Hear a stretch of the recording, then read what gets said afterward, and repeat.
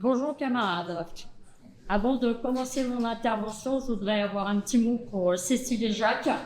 Comme l'a dit Philippe, c'est un grand soulagement qu'ils puissent être sortis des geôles où ils étaient depuis maintenant 3 ans et demi, et le combat continue pour qu'ils puissent enfin rentrer chez eux.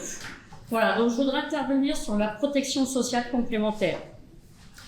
Donc les collègues, je suis nouvellement retraitée de l'enseignement, ancienne institutrice, donc nous interpellait souvent sur cette question et estimant que c'était normal que le patron, c'est-à-dire l'État, finance pour nous la mutuelle, comme c'est le cas dans beaucoup d'entreprises.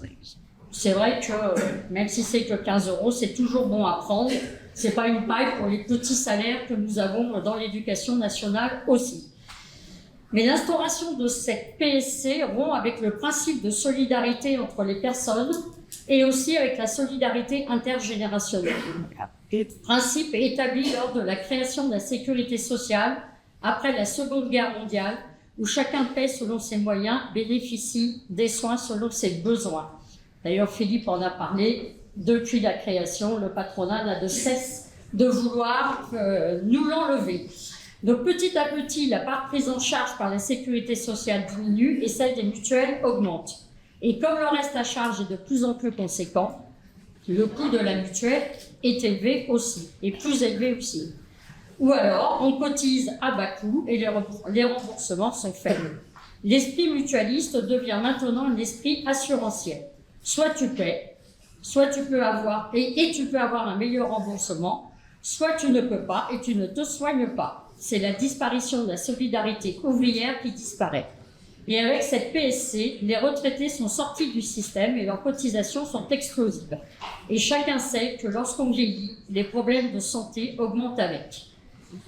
Donc les 15 € pris en charge par notre employeur, ce n'est rien du tout. Et en plus, chaque enseignant, chaque fonctionnaire est lié au choix du patron. C'est l'employeur qui décide quelle mutuelle sera souscrite. Donc, comme l'a dit Philippe dans son intervention, par contre, les salaires, les pensions, eux, n'augmentent pas. L'inflation augmente et le coût pour pouvoir se soigner devient exorbitant. Nous sommes tous concernés par cela. En plus, avec la réforme des retraites qui ressurgit vers la rupture avec le système de solidarité appelé retraite par répartition, la sécurité sociale avec la PSC qui rompt le principe de solidarité intergénérationnelle, n'est-il pas de la responsabilité de la Confédération de poser la question d'une mobilisation pour le retrait de la réforme Macron-Borne des retraites et l'abrogation de la PSC? Vous l'avez tous entendu et Philippe l'a rappelé, la CGT, je pense qu'on peut s'en féliciter, réclame bien évidemment le retrait de la réforme et le maintien de la retraite par répartition. Nous, à Force ouvrière, c'est notre mandat traditionnel, donc on ne rompt pas avec ce que l'on a toujours défendu et ça nous convient bien évidemment.